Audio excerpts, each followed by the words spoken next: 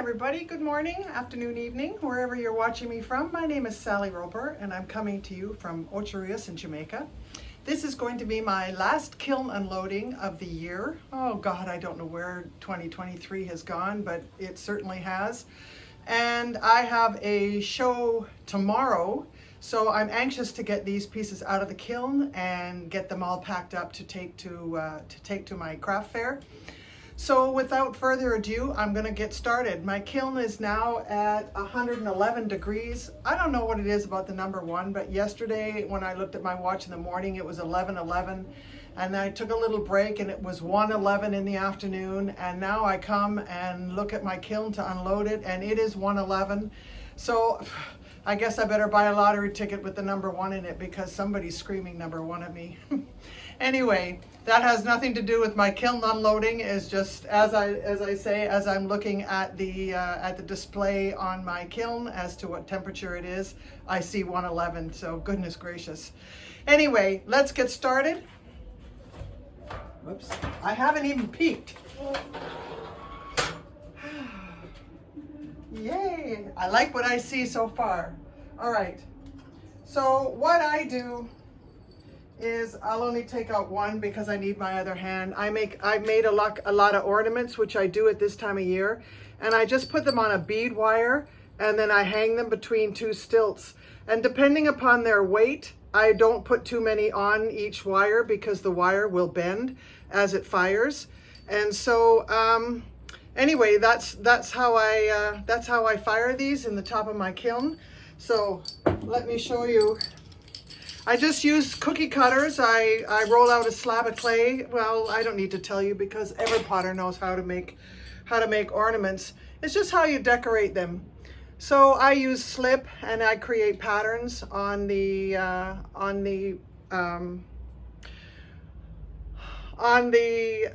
ornament, and then I just dip it. And then, like, because I dip it, it's glazed on both sides, and I can hang them in the kiln and they fire perfectly. So that's that. So that's really what they look like. But I'm just going to kind of, I'll show them to you. I'll just speed through them, but these are some bigger snowflakes. Mostly they are snowflakes and birds, which seem to be a big seller for me. So there you go. And I won't bother. But because they're on the top, I can't get to the rest of the kiln, so I have to tediously go through these. But I can go through them fairly quickly. These are the birds that I do. And I cut out the heart, which you can see right there, and then I just attach it to the tail of the bird cut out. And that's kind of fun. And then, oh, that's the same pattern. And this is slightly different there. And these are dipped in my usual glazes, Opulence Sea Spray. I did snow, Amaco Snow. This one is in Amaco Snow. And I was hoping the Celadon would bring out the color. This is supposed to be a lilac slip, and it hasn't really shown it too much. It's really covered it over, but that's okay because it doesn't really matter. So that's these. So they are Weeping Plum by Amaco Celadon. Sea Spray, this is Just Chun Blue. Oh, those came out beautiful. Oh, are those ever pretty? I didn't do too many of those. I'll have to make a note for next year and show you. This is another one of the Just Chun Blue. It's a very, very thick glaze when you apply it, and it comes out really translucent. It's a lovely glaze. It's a little fickle, and you have to have a little experience working with it. But once you get it, you get it. And it's a great glaze. Okay. So again, just more of these birds. And what I do when I'm waxing the bottoms of my pots is I just take a little brush, and a very small painter's brush. I just dip it in the wax, and then I just roll it on the inside because I don't want these to stick. These are made of nichrome wire, and they don't really stick, but I don't want to take any chances. So I do wax the inside, just the top side of the hole. And then I'm going to take some what is it called? Rafiki? No, not rafiki. Yeah, just the twine, and I will make some little hangers for them so that they can be hung up on a tree. Again, this is Weeping Plum. And the other one is Marigold. The yellow is Amaco's Marigold. And I bought them in the 10-pound dry buckets and mixed them myself. So, makes life a whole lot easier for me. Remember, I'm in Jamaica and I have to import everything that I buy, be clay, glazes, supplies, everything. So, all right. Just 2 more to take out in this row, and these are so just these big snowflakes. You can decorate them any way you want. And this one, the wire has stuck a little bit, so so you can see it's stuck. So I'll just take my time, and you can see that it's kind of stuck right there. So I won't fuss with that now, but it won't take a second to unlock that. Okay. So these are a commissioned piece, just a little Monstera. I have a Monstera leaf that I bought from, I think, Michael's or something like that. And I just press it into a slab of clay. And then I just do the cutouts, and I do it on a GPPottery form, and I just drape it over. And then I cut slits in the edges, and I turn the leaves up so you can see it's kind of 3D. It's got, there you go. You can see the edge there. But these are really pretty, and these are done in Opulence sea spray. And my signature on the back, Sally, Jamaica 23. So it's not going to last too much longer, because in 3.5 weeks, 4 weeks, it's going to be 2024. So here's another one. And again, they're all done freehand, so the cutouts and the holes that are typical in a Monstera leaf are all different. All right, so here are some of these tall lanterns that I've done. You've seen me, I showed them off the other day. So this one is, I'm just going off camera, 4, 8, 12. This one is 13 inches tall, and it is easily 6, maybe 7 inches wide at the widest part at the belly. This was done in, let me just double check my notes. I don't want to make a mistake. I'm not sure. Okay, yep. This one is full dip in sea spray, and then I did 2 inch, maybe 1.5 inch, two layers of flux, but I thinned out the flux because my flux, when it goes on this clay, tends to peel or lift off the clay, and so I've thinned out the flux a little bit, and it applied a lot better. And then I put on is it Norse Blue, which is a Mayco glaze, and I put Mayco Norse Blue over that, and I did 2 coats of Norse Blue. I probably could have done 3 coats and a little bit more to get more of a run. It's my first time using Norse Blue in combination, and also my first time using it. It's the first time I've ever bought a pint of it, so it's going to take me a little while to get used to the intricacies of that glaze. And this one I've done before, and I like it, so I did it again. And this is Opulence Sea Spray with flux. I did flux all around the rim, and then I did a little V of flux down to about here. And then I covered it with indigo float. And I liked the one I did the last time you saw me do it a couple of videos ago. And so I was really, really happy with the outcome. So I decided I would do them, and now they're for sale in my show.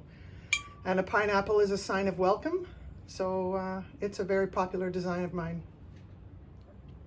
And you can see the flow is, I'm sorry for the glare, so let me go this way. Maybe that's a little better. And it's just beautiful. Those 3, the combination of the 3 glazes being the Opulence Sea Spray, Mayco Light Flux, and Amaco's Indigo Float, they play very well together. And here's the mate Okay, I think this is, okay, so what I did was I did 2 with the Norse blue. I thought I did 2 with the indigo float. So 2 with the Norse blue, but it's a different pattern on it, so that makes sense. I try and sell them in pairs. I've mentioned that before. I guess I'm a little, I don't want to say OCD about that, but I figure if people are going to buy 1, they're going to want to buy 2. And this is my my cone pack, and I was going for a 6, and I went just slightly over. You can see this is the cone 6, and it's bent just slightly over. So I would say not even 6.5, but I definitely went to a 6. So I'm really happy with that. I fired it to 2188 degrees Fahrenheit, and I added a 10-minute hold. And that's the bend I got. So maybe next time I'm going to give it a try, and I'm just going to go to 2188 and maybe put a 5-minute hold and see if that lifts that 6 up just a little bit, so it's not quite as hot.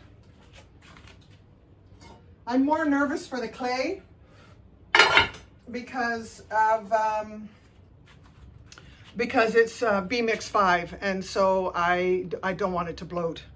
But I've never had a problem with bloating in my B-Mix clays. B-Mix clay, sorry. Okay, these are some textured bowls. I just use them as fillers. I made them quite a while ago. I just rolled them out. They're hand built and draped over GRPottery forms. And this is Amaco Storm on the outside and Storm on the inside and fog on the outside. I did 2 heavy coats of fog on the outside, and when that dried, I turned it over and I did the storm on the inside, and I brushed 2 good coats and a 3rd very heavy coat. But I just love the way celadons show the texture. And when I have textured pieces, I almost always gravitate to the celadons. Trusted, tried, and true. And there's a second one. So here you can see the outside to the inside. It's a nice combination. So again, storm and fog. And I only have 2 of them. Okay.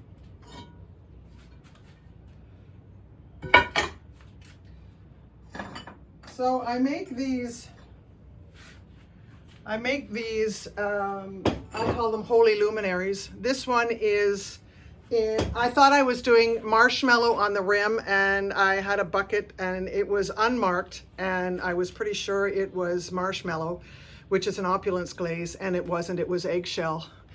But, and then the bottom is dipped. So I dipped the rim to there, and then when it dried, I dipped the inside into French blue and then tilted it and poured it out in the holes.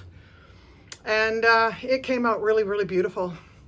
I'm going to do this combination again. And where they overlap now, French blue is a matte glaze, and where they overlap, there's a little bit of a shine in these this first row of drips. I'm not sure if you can see it. But eggshell is a glossy glaze, and matte blue, French blue is a matte, which is encouraging me, because I've done a large cutout bowl in this same French blue, and I thought it might be too thick and it was going to give me trouble. So keep your fingers crossed. It's at the bottom. We're almost there. And this is just the tray that I use. Again, I think I've told you that I always, when I make one, I make the tray, and I make the tray to fit. So if somebody puts a candle in it, the tray will catch the drips, and it just looks a lot nicer. So I have 3 of those saucers in here.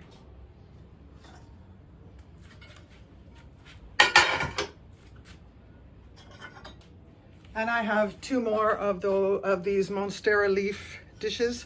These are hand built. Pretty nice. Make a nice little gift. And of course, being Monstera leaves, they're here in Jamaica, so people will like those. Okay.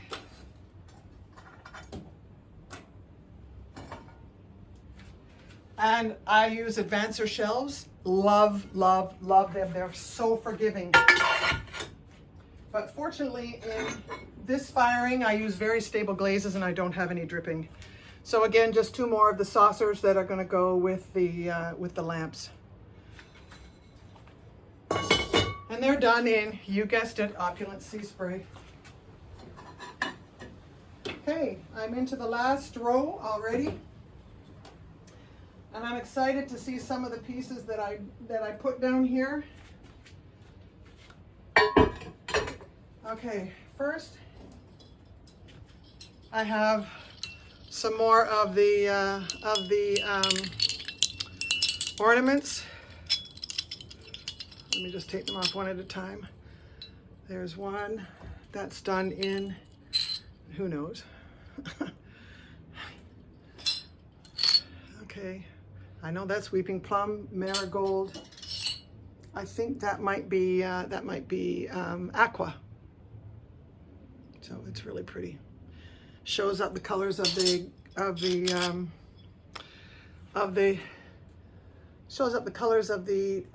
slip that I used. I used a gold slip, a turquoise. I used pink. I used lavender. All right. Last one of ornaments, and this is snow and marigold. Again, that had a pink trim, and this is my angel, and then just the last 2 are in marigold. So I hope you do ornaments. I mean, they're timeless. Whatever doesn't sell this year. Now this is going to be a wow. Okay, I did get some run, which I will grind off with my grinder and fix that. That's surprising because this glaze is normally extremely stable, but it was very thick. So I love this bowl. This is a new Cutout design. Let me see, there you go. No, I don't know if it's easier to have a background or not, but anyway, it's just 5 flowers, always odd numbers. Break things down in 3s and 5s. And this is done in French blue, Opulence French blue, again, that matte glaze that I showed you earlier in the luminary. And you can see how pretty the design is. And this is great for a potpourri bowl. It could be for fruits. It can be, it just can't hold any liquid or hold any salad or anything like that. But it's more decorative. I like my pieces, some of them, to be decorative with function. Sorry, I just had to wipe my face. It's very warm in here this morning, which is why I'm dressed the way I am. I apologize for being in sleeveless, but anyway. So I'm really happy with these. These are, I only have 3 of them, and these are what, again, I call my holy luminaries. I just throw the form, and then after I trim it, I just cut out the holes.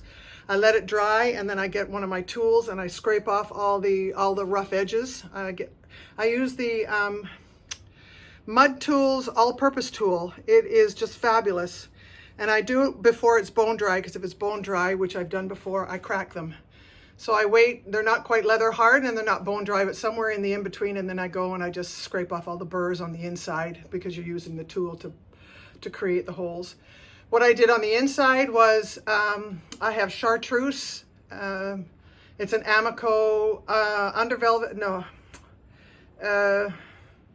it's a velvet underglaze. Amaco's velvet underglaze chartreuse.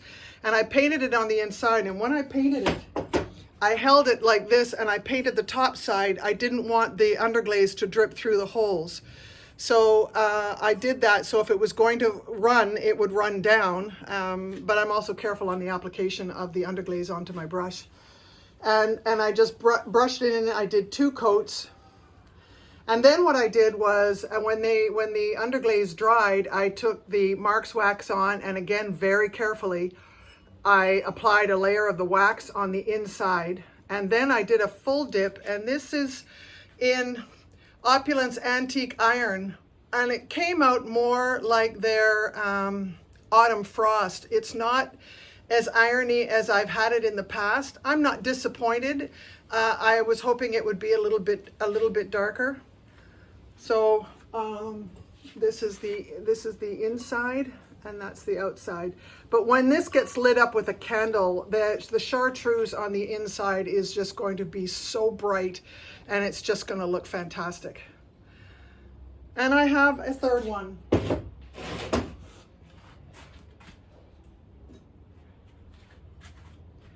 There you go. So I was going to try and make this video a short one. I was saying to myself before I started, because of the garb I'm in, I said I should make this like a 20-minute workout. And this is a 20-minute video. So I want to thank you all very much for watching me quickly unload these last pieces that I have to pack up and get ready for my fair tomorrow. I hope you all have had a really nice 2023, and I hope you have an even better 2024. As I said at the start, this is going to be my last unloading video of the year. So I wish you Merry Christmas, Happy Hanukkah, Happy Kwanzaa, whatever you celebrate or don't celebrate over the holiday season. I just wish you and your family all the very best and super, super, super duper stuff in 2024. So thank you all very much for supporting me over this year. I want to thank those new members that have subscribed to my channel. And if anybody is catching this for the first time and you choose to subscribe, I'm very grateful. And I'm just a woman who loves to make pottery and to share my results with you. And I thank those who take the time to comment on my videos. I thank you very much. I try and respond to all of them. And that's it. So thanks again. Warm wishes from Jamaica, and happy 2024. Bye-bye.